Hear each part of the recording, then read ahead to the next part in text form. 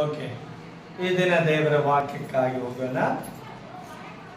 ಪ್ರಸಂಗಿ ಪುಸ್ತಕದಲ್ಲಿ 5ನೇ ಅಧ್ಯಾಯ 1ನೇ ವಚನದಿಂದ ಓದಿಕೊಳ್ಳೋಣ. ಓದ್ರಿ ಯಾರ. ದೇವಸ್ಥಾನಕ್ಕೆ ಹೋಗುವಾಗ ನಿನ್ನ ಹೆಜ್ಜೆಯನ್ನು ಗಮನಿಸು. ಮೂಢರ ಯತ್ನಕ್ಕಿಂತ ಸಾನ್ನಿಧ್ಯಕ್ಕೆ ಬಂದು ಕಿವಿಗೊಡುವುದು ಲೇಸು.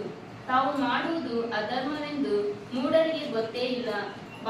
ಬಾಯದುಡುಕಬೇಡ. ದೇವರ ಮುಂದೆ ಮಾತಾಡಲು ನಿನ್ನ ಹೃದಯದಲ್ಲಿ ಆತುರ ಪಡದಿರು. ದೇವರು ಆಕಾಶದಲ್ಲಿದ್ದಾನಲ್ಲವೇ, ನೀನು ಭೂಮಿಯಲ್ಲಿದ್ದಿ. ಆದ ಕಾರಣ ನಿನ್ನ ಮಾತುಗಳು ಕೊಂಚವಾಗಿರಲಿ.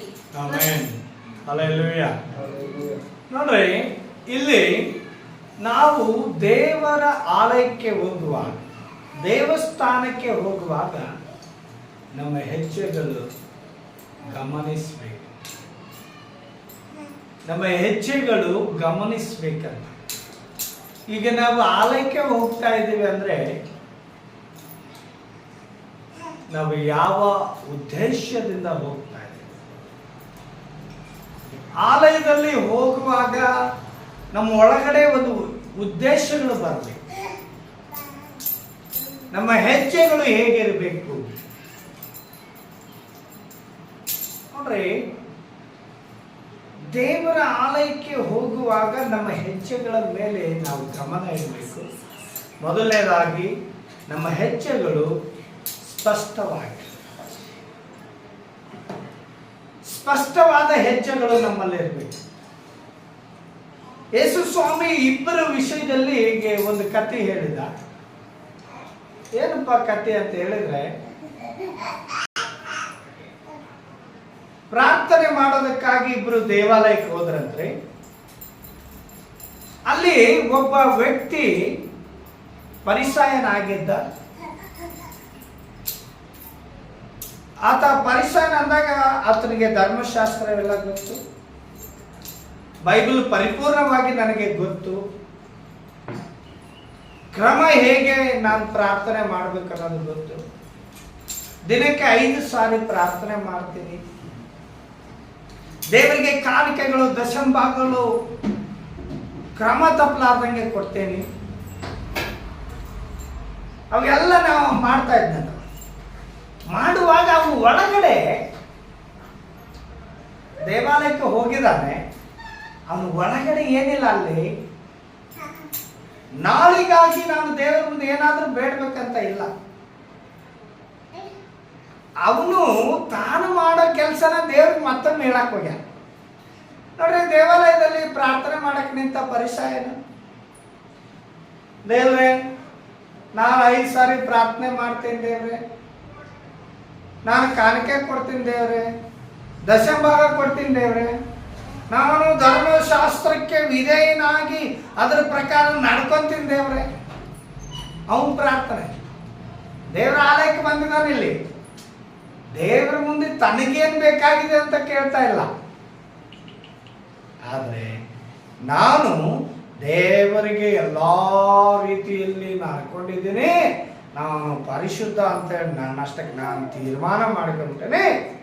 ಆದುದರಿಂದ ನನ್ನನ್ನು ಆಶೀರ್ವಾದ ಮಾಡಬೇಕು, ನನ್ನ ಪ್ರಾರ್ಥನೆ ಕೇಳಬೇಕು. ನನ್ನ ಪ್ರಾರ್ಥನೆ ಅವ್ನು ಏನಾಗಿದೆ ಅಂತ ಹೇಳಿದ್ರೆ, ಪರಿಸಾಯರು ನಾನೆಲ್ಲ ಬಲ್ಲೆ, ಪ್ರಾರ್ಥನೆ ನನಗೆ ಗೊತ್ತು, ವಾಕ್ಯ ನನಗೆ ಗೊತ್ತು. ಇವತ್ತಿನ ಪರಿಸ್ಥಿತಿಗಳು ನೆನಪಿಟ್ಕೊಳ್ರಿ. ಕೆಲವೊಂದು ಸಭೆಯಲ್ಲಿ ಸಭೆಯ ಸೇವಕರುಗಳು ಯಾವುದಾದ್ರೂ ವಾಕ್ಯವನ್ನು ಹೇಳುವಾಗ ಅಲ್ಲಿ ಕೆಲವೊಂದು ಜನ ಹೇಳ್ತಾರೋ, ಈ ವಾಕ್ಯ ಎಲ್ಲ ನನ್ನ ತಲೆಯಾಗೈತಿ, ಬೈಬಲ್ ಯಾಕಂದ್ರೆ ಎಲ್ಲ ನೆನಪೈತ್ರಿ, ವಾಕ್ಯ ಯಾವ್ದಾರ ಟಕ್ಕೆ ಹೇಳ್ಬಿಡ್ತೀನಿ, ಬೈಬಲ್ ಬೇಡ ನಂಗೆ ಅವಶ್ಯ ಇಲ್ಲ. ಫೋನಿಗೆ ಕೆಲವೊಂದು ಜನ ಫೋನೇ ಬೈಬಲ್ ಅನ್ಕೊಂಡು ಅದನ್ನೇ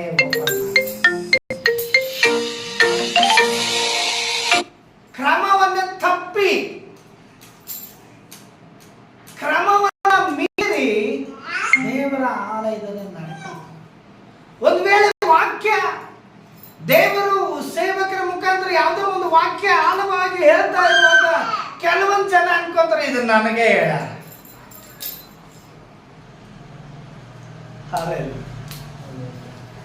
ಕೆಲವೊಂದು ಜನ ಅಂತಾರೆ, ಓ ದೇವರ ದೇವರ ವಾಕ್ಯ ನನ್ನೊಟ್ಟಿಗೆ ಮಾತಾಡಿದೆ. ಇದು ನನ್ನನ್ನು ಉಜ್ಜೀವನ ಮಾಡೋದಕ್ಕೆ ಮಾತಾಡಿದೆ. ಇದು ನನ್ನನ್ನು ತಗ್ಗಿಸಿಕೊಳ್ಳುವಂತ ವಾಕ್ಯವಾಗಿತ್ತು, ನನ್ನನ್ನು ಬಲಪಡಿಸುವಂತ ವಾಕ್ಯವಾಗಿತ್ತು ಅಂತ ಕೆಲವು ಜನ ಅನ್ಕೊಂಡ್ರೆ, ಇನ್ನು ಕೆಲವು ಜನ ಪಾಸ್ಟರ್ ನೇರವಾಗಿ ನನಗೆ ಹೇಳಿದ್ದಾರೆ. ಹಲ್ಲೆಲೂಯಾ. ಹಾಗಾದ್ರೆ ಈ ವಾಕ್ಯದಲ್ಲಿ ಅಲ್ಲಿ ಫರಿಸಾಯನು ಪ್ರಾರ್ಥನೆ ಮಾಡ್ತಾ ಇದ್ದಂದ್ರೆ, ಇಲ್ಲಿ ನಿಂತನಲ್ಲ ಈ ಸುಂಕದವನಿಗೆ ನಾನಲ್ಲ, ನಾನು ಕಾಣಿಕೆ ಕೊಟ್ಟೀನಿ, ಅವನಂಗ ಮೋಸ ಮಾಡಿಲ್ಲ, ಅವನಂಗ ಅನ್ಯಾಯ ಮಾಡಿಲ್ಲ, ಅವನಂಗ ಪ್ರಾರ್ಥನೆ ಮಾಡ್ಲಾರ್ದಂಗೆ ಅಡ್ಡಾಡಿಲ್ಲ, ನಾನು ಪ್ರಾರ್ಥನೆ ಮಾಡಿ.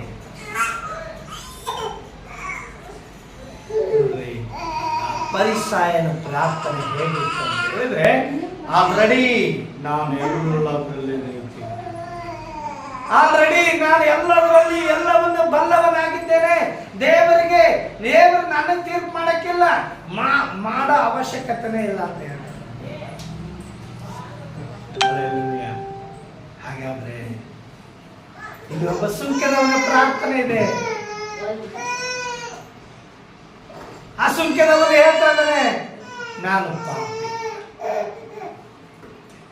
ದೇವರ ಆಲಯದಲ್ಲಿ ಬಂದು ಹೇಳ್ತಾ ಇದ್ದಾನೆ, ನಾನು ಪಾಪಿ, ನನ್ನನ್ನು ತಗ್ಗಿಸಿಕೊಳ್ತೇನೆ, ನಾನು ನಡೆಯಲು, ನುಡಿಯಲ್ಲೋ, ನೋಟದಲ್ಲೋ, ಕ್ರಿಯೆಯಲ್ಲೋ ಯಾವುದರಲ್ಲಿ ತಪ್ಪು ಮಾಡಿದ್ದೇನೆ, ಅದನ್ನು ತಿರುಗಿ ನನಗೆ ತಿದ್ದಿ ಸರಿಪಡಿಸಿ ಕ್ರಮಪಡಿಸಿ ನನ್ನ ಎಲ್ಲ ಬಲಹೀನತೆಗಳನ್ನು ಬದಲು ಮಾಡಿದ್ದೇವೆ ಅಂತೇಳಿ ತಗ್ಗಿಸಿಕೊಂಡು ಪ್ರಾರ್ಥನೆ ಮಾಡಿ. ನಾನು ಬಲಹೀನತೆ, ನನ್ನ ಒಂದು ವೇಳೆ ಸುಂಕ ಕಲೆಕ್ಟ್ ಮಾಡೋದಿದ್ದ, ನಾನು ಹೆಚ್ಚಿಗೆ ಹಣ ಇಸ್ಕೊಂಡಿದ್ದೀನಿ, ನನಗೆ ಗೊತ್ತಿಲ್ಲ ದೇವರೇ, ನಾನು ನಡೆಯಲು, ನುಡಿಯಲು, ನೋಟದಲ್ಲೂ, ಕ್ರಿಯೆಯಲ್ಲೂ ತಪ್ಪುವನಾಗಿದ್ದೇನೆ.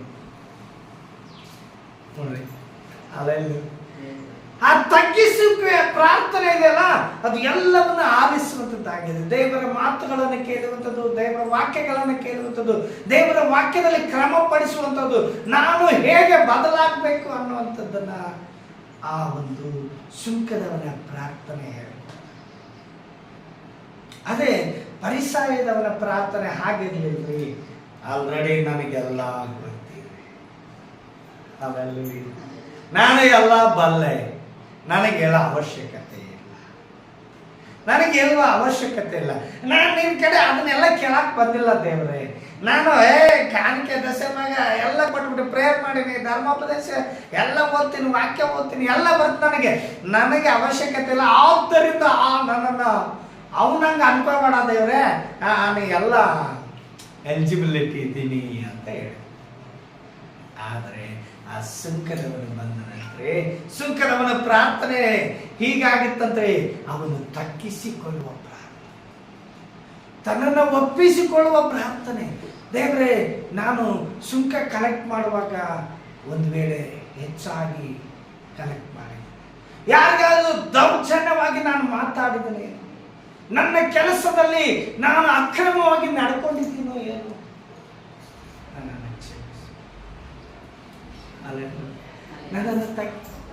ನನ್ನನ್ನು ತಗ್ಗಿಸ್ಕೊಳ್ತೇನೆ. ನಾನು ಇನ್ನೊಂದು ಸಾರಿ ಆ ನಡೆಯಲ್ಲಿ ನಾನು ನಿಲ್ಲಬಾರದು, ಆ ಕಾರ್ಯಗಳಲ್ಲಿ ನಾನು ನಿಲ್ಲಬಾರದು, ಅವುಗಳಿಂದ ನಾನು ಹೊರಗಡೆ ಬರಬೇಕು. ನನ್ನನ್ನು ಸರಿಪಡಿಸು, ನನ್ನನ್ನು ತಿದ್ದು ನಿನ್ನ ಕ್ರಮದಲ್ಲಿ ನನ್ನನ್ನು ನಡೆಸು ಅಂತ ಬೇಡ್ತಾರೆ. ಹಾಗಾದ್ರೆ ಇಲ್ಲಿ ದೇವಸ್ಥಾನಕ್ಕೆ ಹೋಗುವಾಗ ನಿನ್ನ ಹೆಜ್ಜೆಯನ್ನು ಗಮನಿಸು ಅಂತ ಹೇಳಿದಾಗ, ನನ್ನ ಹೆಜ್ಜೆ ಅಹಂಭಾವದಿಂದ ಪ್ರಾರ್ಥನೆ ಬರ್ತಾ ಇದ್ದೇನೆ, ಅಥವಾ ಈ ಪ್ರಾರ್ಥನೆಯು ಈ ಸಭೆಯಲ್ಲಿ ಬರುವಾಗ ಒಂದು ಬದಲಾವಣೆ ಹೊಂದಿಕೊಂಡು ಹೋಗ್ಬೇಕು ಅನ್ನುವಂತ ದೀನ ಮನಸ್ಸುಳ್ಳವರಾಗಿ ಸುಂಕದವನ ಪ್ರಾರ್ಥನೆಯನ್ನ ಬೇಡುವುದಕ್ಕಾಗಿ ಆಲಯಕ್ಕೆ ಬರ್ತಾ ಇದ್ದೇನೆ. ಹಾಗಾದ್ರೆ ನಿನ್ನ ಹೆಜ್ಜೆಯನ್ನ ಗಮನಿಸಿ. ಇವತ್ತು ಆಲಯಕ್ಕೆ ಬರ್ತಾ ಇದ್ದೀನಿ, ಇಲ್ಲಿ ಏನಾದ್ರೂ ಆರಾಧನೆ ಮಾಡಬೇಕು, ಹಾಡುಗಳನ್ನು ಆಡಬೇಕು, ಮನಸ್ಪೂರ್ವಕವಾಗಿ ಏನಾದ್ರೂ ಕಲಿಬೇಕು, ವಾಕ್ಯವನ್ನು ಕಲಿಬೇಕು, ಏನೋ ಮಾಡ್ಬೇಕಂತ ಬರ್ತಾ ಇದೀಯಾ, ಅಥವಾ ಹೇಳಿರೋ ವಾಕ್ಯದಲ್ಲಿ ತಪ್ಪುಗಳನ್ನು ಕಂಡಿಡ್ದು ಅದು ನನಗೆ ಹೇಳಿದಾರೆ ಅಂತ ಹೇಳಿ ಅನ್ನೋದಕ್ಕಾಗಿ ನೀನು ಆಲಯಕ್ಕೆ ಬರ್ತಾ ಇದೀಯಾ ಅನ್ನೋದನ್ನ ಎಚ್ಚರದಿಂದ ಗಮನಿಸಿ. ಹಾಗಾದ್ರೆ ವಾಕ್ಯ ಹೇಳ್ತದೆ, ದೇವಸ್ಥಾನಕ್ಕೆ ಹೋಗುವಾಗ ನಿನ್ನ ಹೆಜ್ಜೆನ ಗಮನಿಸು. ತಲೆ ಒಳಗಡೆ ಏನ್ ಇಟ್ಕೊಂಡು ಬರ್ತಾ ಇದೆ? ಹಾಲೆಲೂಯಾ. ತಲೆ ಒಳಗಡೆ ಏನ್ ಇಟ್ಕೊಂಡು ಬರ್ತಾ ಇದ್ವಿ ದೇವರ ಆಲಯಕ್ಕೆ? ಇರೋದು 2 ತಾಸು ದೇವರನ್ನ ಸ್ತುತಿಸಿ ಆರಾಧಿಸಿ ಒಂದು ವಾರವೆಲ್ಲ ಆಶೀರ್ವಾದಕ್ಕೆ ನಾವು ಪಾತ್ರರಾಗಿ ನಿಲ್ಲಬೇಕು. ಆ ಮನೋಭಾವನೆ ಉಳ್ಳವರಾಗಿ ಬರುವಾಗ ದೇವರನ್ನ ಆರಾಧಿಸಿ ಆತನಿಂದ ಆಶೀರ್ವಾದ ಹೊಂದಿಕೊಂಡು ನಿಲ್ಲೋದಕ್ಕಾಗಿ ನಾವು ಸಿದ್ಧವಾಗಬೇಕು. ಅಸುಂಕದವನ ಪ್ರಾರ್ಥನೆ ಹೀಗಾಗಿತ್ತು, ನನ್ನನ್ನ ತಗ್ಗಿಸಿಕೊಳ್ತೇನೆ, ನಾನು ದೀನನು, ಅಲ್ಪನು, ಅಯೋಗ್ಯನು, ನಿನ್ನ ಕಡೆಗೆ ತಲೆ ಎತ್ತುವುದಕ್ಕೆ ಯೋಗ್ಯತೆ ನನಗಿಲ್ಲ ಅಂತೇಳಿ ಬಂದ ಆ ಸುಂಕದವನು ಆಶೀರ್ವದಿಸಲ್ಪಟ್ಟವನಾಗಿ, ಹಾಲೆಲೂಯಾ, ಅವನ ಪ್ರಾರ್ಥನೆ ಆಶೀರ್ವದಿಸಲ್ಪಟ್ಟದ್ದಾಗಿ. ಆದರೆ ಈ ಪರಿಸರದವನು ದೇವರಿಗೆ ನೆವ ಹೇಳಿದ, ದೇವರಿಗೆ ಧರ್ಮಶಾಸ್ತ್ರ ಗೊತ್ತು, ವಾಕ್ಯ ಗೊತ್ತು, ನಿನಗೆ ದಶಮ ಕೊಟ್ಟಿನಿ, ಕಾಣಿಕೆ ಕೊಟ್ಟಿನಿ, 5 ಸಾರಿ ಪ್ರೇಯರ್ ಮಾಡಿನಿ, ಲೆಕ್ಕ ಹೇಳಿ ಹೋದ. ದೇವರ ಹತ್ರ ಏನನ್ನು ಬೇಡಿಕೊಳ್ಳದೆ, ದೇವರಿಂದ ಏನನ್ನು ಹೊಂದಿಕೊಳ್ಳದ ಹಾಗೆ ಅವನು ಬರೀ ಕೈಲಿ ಹೋಗ್ಬೇಕು. ಹಾಗಾದ್ರೆ ಇವತ್ತು ದೇವಸ್ಥಾನಕ್ಕೆ ಹೋಗುವಾಗ ನಿನ್ನ ಹೆಜ್ಜೆಯನ್ನು ಗಮನಿಸು. ನಿನ್ನ ಒಳಗಡೆ ಒಂದು ದಾಹ, ನಿನ್ನ ಒಳಗಡೆ ಒಂದು ಪ್ರಾರ್ಥನಾ ಆತ್ಮನ ಇರಿಸುವಿಕೆ ಇರಲಿ. ವಾಕ್ಯಗಳನ್ನು ಕೇಳಿ ಅದರಿಂದ ನಾನು ಬಲ ಹೊಂದಬೇಕು ಅನ್ನುವಂಥ ಮನೋಭಾವನೆ ಬರಲಿ. ಯಾಕೆಂದ್ರೆ ದೇವಸ್ಥಾನಕ್ಕೆ ಹೋಗುವಾಗ ಅಲ್ಲಿ ದೇವರಿದ್ದಾನೆ ಅಂತ ಹೋಗ್ತಾ ಇರುವಂತಾಗಿ ಯಾರೋ ಇದ್ದಾರೆ ಅಂತ ಅಲ್ಲ. ಹಲ್ಲೆಲೂಯಾ. ದೇವಸ್ಥಾನಕ್ಕೆ ಹೋಗುವಾಗ ದೇವರ ಆಶೀರ್ವಾದಕ್ಕಾಗಿ, ಹೊಸ ಕಾರ್ಯಗಳನ್ನು ಹೊಂದೋದಕ್ಕಾಗಿ, ಹೊಸ ಕೃಪೆಯನ್ನು ಪಡೆದುಕೊಳ್ಬೇಕು. ಇವತ್ತು ನಾನು ಆಲಯಕ್ಕೆ ಹೋಗುವುದು, ಈ ವಾರವೆಲ್ಲ ನನ್ನನ್ನು ಆತನ ಪ್ರಸನ್ನತೆಯಲ್ಲಿ ನಡೆಸಬೇಕು, ಆಲಯದ ಪ್ರಸನ್ನತೆಯಲ್ಲಿ ಇರಬೇಕು, ದೇವರ ಕೃಪೆಯಲ್ಲಿ ನಾನು ನಡೆಸಲ್ಪಡಬೇಕು. ವಾರವೆಲ್ಲ ನಾವು ಮಾಡುವ ಕೆಲಸವು ಇವತ್ತು ಕಳೆಯುವ ಈ ಒಂದು ದಿನ ಆ ವಾರವೆಲ್ಲ ನಡೆಸಲಿ ಅಂತೇಳಿ ಭಯ ಭಕ್ತಿಯಿಂದ ಹೋಗ್ರಿ ಅಂತ. ಅದಕ್ಕೆ ದಾವೀದ ಹೇಗೆ ಅಂತಂದ್ರೆ, ದೇವರೇ ನಿನ್ನ ಆಲಯದಲ್ಲಿ ಕಳೆದ ಒಂದು ದಿನ ಬೇರೆ ಹೊರಗಡೆ ಕಳೆದ 1000 ದಿನಗಳಿಗೆ ಸಮ ಅಂತ ಹೇಳ್ತಾರೆ. ಹಾಗಾದ್ರೆ ದೇವರ ಆಲಯಕ್ಕೆ ಬರುವಾಗ ಒಂದು ವಾರವೆಲ್ಲ ಪ್ರಸನ್ನತೆಯನ್ನು ನಾವು ಅನುಭವಿಸ್ತೀವಿ. ದೇವರ ಆಲಯದಲ್ಲಿ ಬರುವಾಗ ಆ ವಾರವೆಲ್ಲ ಆತನ ಪ್ರಸನ್ನತೆಯನ್ನು ಅನುಭವಿಸಿ ಆತನಿಗಾಗಿ ನಾವು ನಿಲ್ಲಬೇಕಾಗಿದೆ. ಹಾಗಾಗಿ ಇಲ್ಲಿ ವಾಕ್ಯ ಹೇಳ್ತದೆ, ನಿನ್ನ ಹೆಜ್ಜೆಯನ್ನ ನೀನು ದೇವಸ್ಥಾನಕ್ಕೆ ಹೋಗುವಾಗ ಗಮನಿಸು. ಮೂಢರ ಯಜ್ಞಕ್ಕಿಂತ ಸಾನ್ನಿಧ್ಯಕ್ಕೆ ಬಂದು ಕಿವಿಗೊಡೋದು ಲೇಸು. ಅಷ್ಟೇ, ಈ ವಾರ ಬರೋಕ್ಕಾಗಿಲ್ಲ, ದಶಮ ಕಳಿಸಿ ನೋಡಿ, ಫೋನ್ ಪೇ ಮಾಡಿ, ಕಾಣಿಕೆ ಫೋನ್ ಪೇ ಮಾಡಿ, ಇಲ್ಲ ನಿಮ್ಗೆ ಏನು ಬೇಕು ಅಲ್ಲಿ ಕಳಿಸ್ಬಿಡ್ತೇನೆ. ಹೌದಾ ಫಸ್ಟ್ ಇದೊಂದು ವಾರ ಬರೋಕ್ಕಾಗಿಲ್ಲ, ಇಲ್ಲ ಫಸ್ಟ್ ಸ್ವಲ್ಪ ಬೀಜಿ, ನೀವೇ ಬಂದು ಕೆಲಸ ಬೀಜ ಕೊಟ್ಟು ಬಿಡ್ತಾರೆ ನಮ್ಮ ಮನೆಗೆ. ನೋಡ್ರಿ ಯಾವ ಹಂತಕ್ಕೆ ಹೋಗಿಲ್ಲ. ಇವತ್ತು ದೇವರ ಆಲಯ ಯಾವ ಹಂತಕ್ಕೆ ಹೋಗ್ತಾರೆ? ಅವ್ರ ಮನೆಗೆ ಹೋಗಿ ಕರ್ತನ ಮನೆಗೆ ಅಂದ್ರೆ ದೇವರ ತಗೊಂಡು ಮನೆಗೆ ಹೋಗ್ಬೇಕಂತ. ಹಲ್ಲೆಲೂಯಾ. ವಾಕ್ಯ ಹೇಳ್ತದೆ, ಮೂಢನ ಯಜ್ಞಕ್ಕಿಂತ ಸಾನ್ನಿಧ್ಯಕ್ಕೆ ಬಂದು ಕಿವಿಗೊಡೋದು ಲೇಸ. ಕಿವಿಗೊಡೋದು ಏನ್ ಹೇಳ್ತದೆ? ಇವತ್ತು ವಾಕ್ಯ ಏನ್ ಹೇಳ್ತದೆ? ಈ ವಾಕ್ಯ ನನಗೆ ಏನಾಗಿದೆ? ಈ ವಾಕ್ಯ ನನಗೆ ಜೀವಿಸುವಂಥದ್ದಾಗಿದೆ, ಈ ವಾಕ್ಯ ನನ್ನನ್ನು ಬಲಪಡಿಸುವಂಥದ್ದಾಗಿದೆ, ಈ ವಾಕ್ಯ ನನ್ನನ್ನು ಸಮೃದ್ಧಿ ಕಡೆಗೆ ನಡೆಸ್ತದೆ ಅನ್ನುವಂಥ ವಾಕ್ಯದ ಗೂಢಾರ್ಥಗಳನ್ನ, ರಹಸ್ಯಗಳನ್ನ ಕಂಡು ಹಿಡಿಯೋದಕ್ಕಾಗಿ ವಾಕ್ಯಕ್ಕೆ ದೇವಾಲಯಕ್ಕೆ ಬರಬೇಕು ಅಂತಾಗಿ ಕಳೆದ ವಾರ ಪಾಸ್ಟರ್ ನನ್ನ ಪರವಾಗಿ ಮಾತಾಡೋರಂದ್ರೆ ಈ ವಾರ ಏನ್ ಹೇಳ್ತಾರಂತ ನೋಡೇ ಬಿಡೋಣ ಅಂತ ದೇವಾಲಯಕ್ಕೆ ಬರೋದಲ್ಲ. ಹಲ್ಲೆಲೂಯಾ. ಯಾಕಾವ ಪಾಸ್ಟರ್ ವಾಕ್ಯಗಳು ಬೇರೆ ಬೇರೆ ಬರಕತ್ತಾವು, ನನ್ನ ಸೊಲಗ ಬರಕತ್ತಾವ. ಇವತ್ತು ಬೈಬಲ್ ಪ್ರೇಯರ್ ಮುಗಿದ ತಕ್ಷಣ ಕುಂದರ್ಸಿ ಕೇಳ್ತಾರೆ. ಹಲ್ಲೆಲೂಯಾ. ಇದಕ್ಕಾಗಿ ನೀನು ದೇವರ ಆಲಯಕ್ಕೆ ಬರೋ ಅವಶ್ಯಕತೆ, ಇದಕ್ಕಾಗಿ ದೇವರ ಆಲಯಕ್ಕೆ ಬರೋದು ಅವಶ್ಯಕತೆ ಇಲ್ಲ ಅಂತ ವಾಕ್ಯ ನೋಡ್ರಿ ಹೇಳ್ತಾ ಇದ್ದಾನೆ. ಮೂಢನ ಯಜ್ಞಕ್ಕಿಂತ ಸಾನ್ನಿಧ್ಯಕ್ಕೆ ಬಂದು ಕಿವಿಗೊಡೋದು ಲೇಸು. ತಾವು ಮಾಡೋದು ಅಧರ್ಮ ಎಂದು ಮೂಢರಿಗೆ ಗೊತ್ತೇ ಇಲ್ಲ. ನಾವು ಅಧರ್ಮ ಮಾಡ್ತಾ ಇದ್ವಿ, ದೇವರಿಗೆ ವಿರುದ್ಧವಾಗಿ ಮಾತಾಡ್ತಾ ಇದ್ವಿ, ದೇವರ ಕಾರ್ಯಗಳು ವಾಕ್ಯಕ್ಕೆ ವಿರುದ್ಧವಾಗಿ, ಸೇವಕರ ವಿರುದ್ಧವಾಗಿ ಏನೆಲ್ಲ ಪ್ಲಾನ್ ಆಗ್ತಾ ಇದ್ವಿ, ಇದು ತಪ್ಪು ತಪ್ಪು ಅಂತ ಗೊತ್ತಾಗ್ತಾ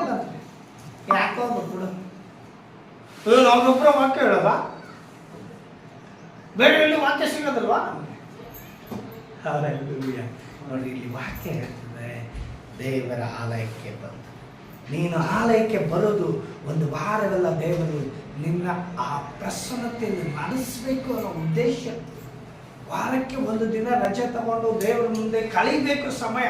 ನಾವು ವಾರಕ್ಕೆ ಒಂದು ದಿನ ಕಳೀತಾ ಇಲ್ಲ, 2 ತಾಸು ದೇವರ ಆಲಯದಲ್ಲಿ, ಆ ಆಲಯದಲ್ಲಿ ಆಡಳಿತ ವಾಕ್ಯ ಕೀರ್ತನೆ ಅದು ಇದು ಹೇಳಿ ಒಂದು 10 ತಾಸು ದೇವರ ವಾಕ್ಯ ಕೇಳೋದಕ್ಕೂ ಕೂಡ ನಮಗೆ ಮನಸ್ಸಿಲ್ಲದೆ ಹೋಗ್ತದೆ. ಹಾಗಾಗಿ ಇಲ್ಲಿ ನೋಡಿ, ನೀನು ದೇವರ ಆಲಯಕ್ಕೆ ಬರುವಾಗ ನೀನು ಹೆಚ್ಚಿನ ಗಮನಿಸಿ, ಯಾವ ಮನಸ್ಥಿತಿಯಿಂದ ಬರ್ತಾ ಇದ್ದಿ, ನಿನ್ನ ಮನಸ್ಸು ಒಳಗಡೆ, ನಮ್ಮ ಮನಸ್ಸು ಒಳಗಡೆ ಏನಿದೆ, ಯಾವ ರೀತಿ ಬಂದು ದೇವರ ಆಲಯದಲ್ಲಿ ನಾವು ವಾಕ್ಯ ಅಲ್ಲಿ ಹೇಳ್ತಾ ಇದ್ದಾನೆ, ನೀವು ಬಾಯಿ ದುಡುಕಬೇಡ್ರಿ, ದೇವರ ಮುಂದೆ ಮಾತಾಡಲು ನಿನ್ನ ಹೃದಯದಲ್ಲಿ ಆತುರ ಪಡಬೇಕು. ಏನಾರು ದುಡುಕಿ ದೇವರ ಮುಂದೆ ಮಾತಾಡಕ್ಕೆ ಹೋಗ್ಬೇಡ. ಯಾಕಂತ ಹೇಳ್ತಾ ಇದ್ದಾರೆ ಅಂದ್ರೆ, ದೇವರು ಆಕಾಶದಲ್ಲಿದ್ದಾನೆ, ನೀನು ಭೂಮಿಯಲ್ಲಿದ್ದಿ, ಆದ ಕಾರಣ ನಿನ್ನ ಮಾತುಗಳು ಕೊಂಚವಾಗಿರಲಿ. ಮಾತು ಸ್ವಲ್ಪ ಇರಲಿ. ದೇವರ ಆಲಯದಲ್ಲಿ ನಿನ್ನ ಮಾತು ಕಡಿಮೆ ಇರಲಿ. ದೇವರ ಮಾತನ್ನೇ ಹೆಚ್ಚು ಕೇಳಿಸ್ಕೊಳ್ರಿ. ನಿಮ್ಮ ಜ್ಞಾನ ಕಡಿಮೆ ಇರಲಿ, ದೇವರ ಜ್ಞಾನನೇ ಹೆಚ್ಚು ಬರಲಿ. ದೇವರ ಪ್ರಸನ್ನತೆಗೆ ಸಮಯ ಕೊಡ್ರಿ. ದೇವರ ಮುಂದೆ ನಿಲ್ಲುವುದಕ್ಕಾಗಿ, ಭಯ ಭಕ್ತಿಯುಳ್ಳವರಾಗಿ ನಿಲ್ಲುವುದಕ್ಕಾಗಿ ಸಮಯ ಕೊಡ್ರಿ. ಯಾಕಂದ್ರೆ ಆಕಾಶದಲ್ಲಿ ದೇವರ ಮುಂದೆ ನಾವು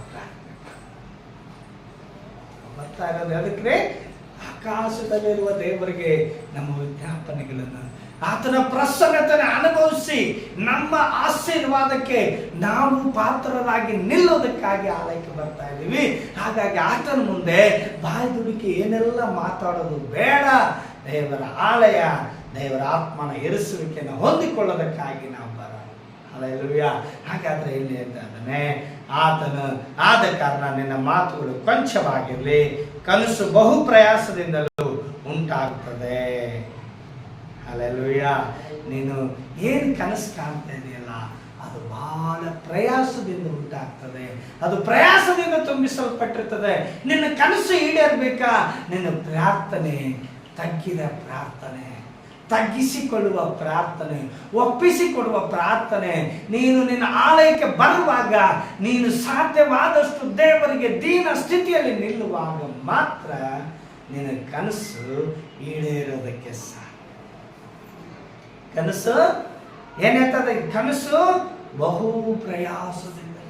ನೀನು ಕಟ್ಟಿರೋ ಕನಸುಗಳು ಪ್ರಯಾಸ ಪಡಬೇಕು. ಆ ಕನಸುಗಳು ಈಡೇರಬೇಕಂದ್ರೆ ಸುಮ್ಮನೆ ಅಲ್ಲ, ಪ್ರಯತ್ನಗಳಿರಬೇಕು, ಪ್ರಾರ್ಥನೆಗಳಿರಬೇಕು, ಪ್ರಯಾಸಗಳಿರಬೇಕು, ನಮ್ಮ ತಗ್ಗಿಸಿಕೊಳ್ಳುವಿಕೆ ಇರಬೇಕು. ಅವಮಾನಗಳು ಬರ್ತವೆ, ಆ ಕನಸು ನೆರವೇರುವಾಗ ಆ ಹಿಂಸೆಗಳು ಬರ್ತವೆ, ಕಷ್ಟಗಳು ಬರ್ತವೆ, ಶೋಧನೆಗಳು ಬರ್ತವೆ. ಅವುಗಳನ್ನು ಬಿಟ್ಟು ಕನಸು ಚೇಂಜ್ ಮಾಡ್ಕೋಬಾರ್ದು. ನಮ್ಮ ಕನಸನ್ನ ಯಾರ ಸಲಗೂ ಚೇಂಜ್ ಮಾಡ್ಕೊಂಬಿಡೋದು, ಎಷ್ಟೊತ್ತಿಗೆ ಚೇಂಜ್ ಮಾಡ್ಕೊಂಬಿಡೋದು. ಇಲ್ಲಪ್ಪ, ಇಲ್ಲ ಇದನ್ನ ಚೇಂಜ್ ಮಾಡಿಬಿಡೋಣ, ಇದನ್ನ ನಾವೇನೋ ಅನ್ಕೊಂಡಿದ್ವಿ ಬಿಡ, ಆ ಕನಸು ಈಡೇರಿಗಳು ಬಿಡು, ಚೇಂಜ್ ಮಾಡಿಬಿಡೋಣ. ಹಲ್ಲೆಲೂಯಾ. ಹಾಗಾದ್ರೆ ಯಾವ ಕನಸು ದೇವರ ಮುಂದೆ ಹೊತ್ತು ಬರ್ತಾ ಇದೀವಲ್ಲ, ಆ ಕನಸು ಸಾಮಾನ್ಯವಾದದ್ದಲ್ಲ, ಅದು ಬಲಪಡಿಸುವಂತ ಕನಸು.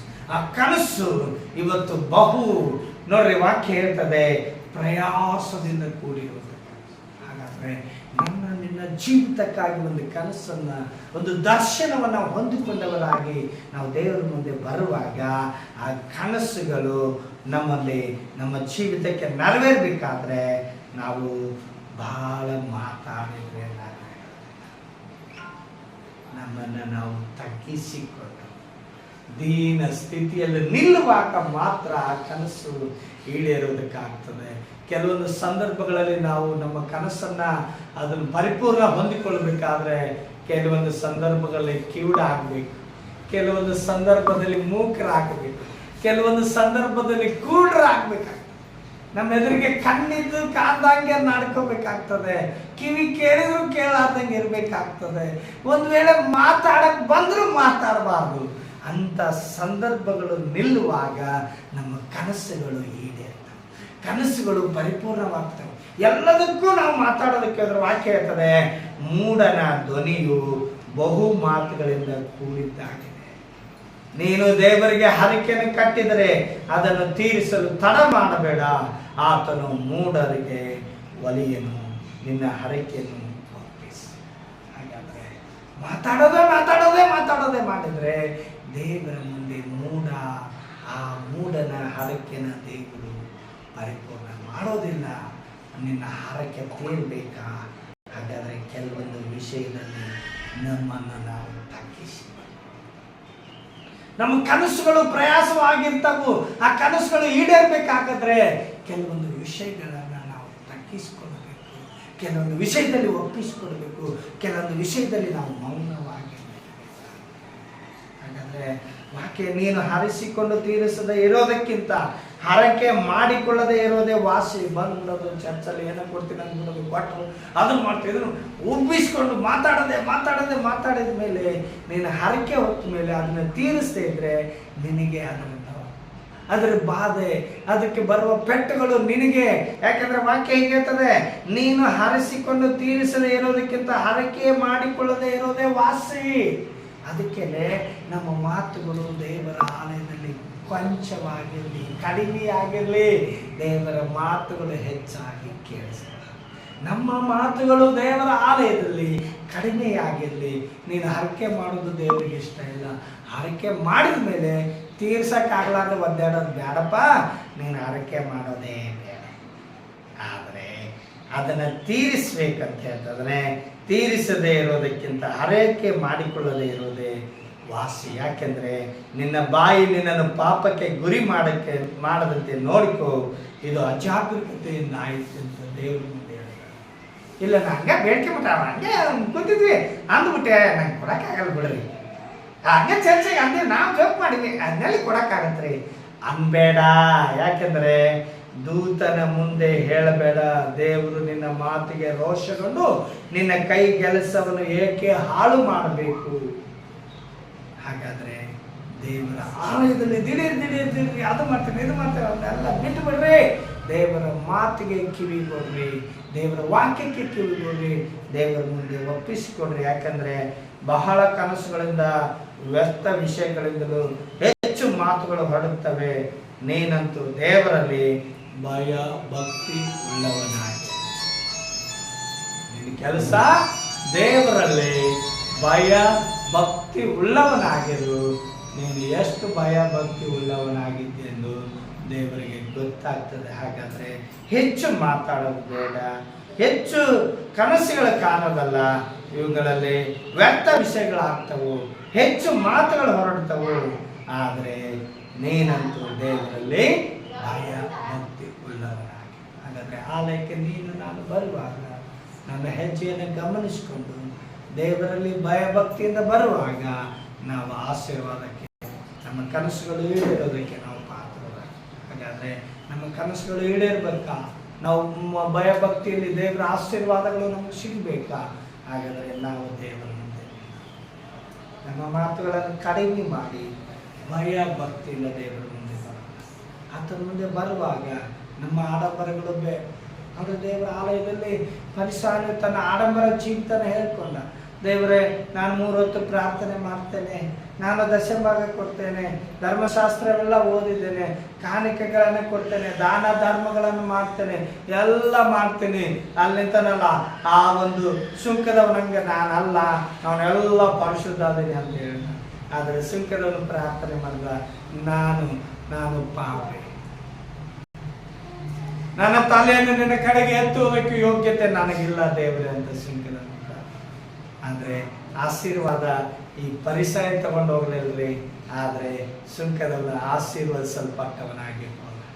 ಹಾಗಾದ್ರೆ ಇವತ್ತು ದೇವರ ಆಲಯಕ್ಕೆ ಬರುವ ನೀನು ತಗ್ಗಿಸಿಕೊಂಡು ಬಂದ್ರೇನೆ ಆಶೀರ್ವಾದ, ಉಬ್ಬಿಕೊಂಡು ಬಂದ್ರೆ ಆಶೀರ್ವಾದ ತಗೊಂಡು ಹೋಗೋದಿಲ್ಲ, ಬರಿಗೈಲೆ ಹೋಗ್ಬೇಕ. ಹಲ್ಲೆಲೂಯಾ. ಹಾಗಾದ್ರೆ ನಾವು ಪ್ರಸಂಗಿ ಪುಸ್ತಕದಲ್ಲಿ ಹೇಳಿದ ಹಾಗೆ 5ನೇ ಅಧ್ಯಾಯ 1ನೇ ವಚನ, ದೇವಸ್ಥಾನಕ್ಕೆ ಹೋಗುವಾಗ ನಿನ್ನ ಹೆಜ್ಜೆಯನ್ನು ಗಮನಿಸಿ. ಹಾಗಾದ್ರೆ ನಾನು ಇವತ್ತು ಆಲಯಕ್ಕೆ ಬರ್ತಾ ಇದ್ದೀನಿ, ನನ್ನ ಹೆಜ್ಜೆ, ನನ್ನ ಆಲೋಚನೆ, ನನ್ನ ಮನಸ್ಸು ಒಳಗಡೆ, ನನ್ನ ತಲೆ ಒಳಗಡೆ ಹೊರಗಡೆ ಏನನ್ನ ವಿಚಾರ ಮಾಡ್ಕೊಂಡು ಬರ್ತಾ ಇದ್ದೀನಿ. ನನ್ನ ತಲೆಯಲ್ಲಿ ಏನನ್ನು ಇಟ್ಕೊಂಡು ಬರ್ತಾ ಇರೋ ವಿಷಯಗಳನ್ನು ಅನ್ನೋದ್ರ ಬಗ್ಗೆ ನಮ್ಮನ್ನು ನಾವು ಗಮನಿಸಿಕೊಳ್ಳೋಣ. ದೇವರು ಈ ವಾಕ್ಯವನ್ನು ಆಶೀರ್ವದಿಸಿ ಪ್ರಾರ್ಥನೆ ಮಾಡೋಣ. ನಾವು ದೇವರ ಆಲಯದಲ್ಲಿ ಬರುವಾಗ ನಮ್ಮನ್ನು ನಾವು ತಗ್ಗಿಸಿಕೊಂಡವರ ಆತನ ಮುಂದೆ ನಿಲ್ಲುವುದಕ್ಕಾಗಿ ನಾವು ಬರೋಣ. ಯಾಕೆಂದ್ರೆ ಒಂದು ವಾರವೆಲ್ಲ ಆತನ ಪ್ರಸನ್ನತೆ ನಮಗೆ ಬೇಕಾಗಿದೆ. ಒಂದು ವಾರವೆಲ್ಲ ಆತನ ಪ್ರಸನ್ನತೆಯನ್ನು ಅನುಭವಿಸಬೇಕು. ವಾರದ 6 ದಿನಗಳು ಮತ್ತೆ 7ನೇ ದಿನ ಬರುವವರೆಗೂ ನನ್ನನ್ನು ನಡೆಸು, ನನ್ನನ್ನು ಕಾಯಿ, ನನ್ನ ಕುಟುಂಬವನ್ನು ನಡೆಸು, ನನ್ನ ಪ್ರಯಾಣಗಳನ್ನು ಸಫಲಪಡಿಸು, ಕೆಲಸಗಳನ್ನು ತುಂಬಿಸುವುದಾಗಿ ಆತನ ಮುಂದೆ ಬರೋಣ. ಅದನ್ನು ಬಿಟ್ಟು ಬೇರೆ ವಿಷಯಗಳನ್ನು ತಗೊಂಡು ಬರುವಾಗ ನಮಗೆ ಆಶೀರ್ವಾದಗಳು ಸಿಗುತ್ತದೆ. ನಮ್ಮನ್ನ ತಗ್ಗಿಸಿಕೊಂಡು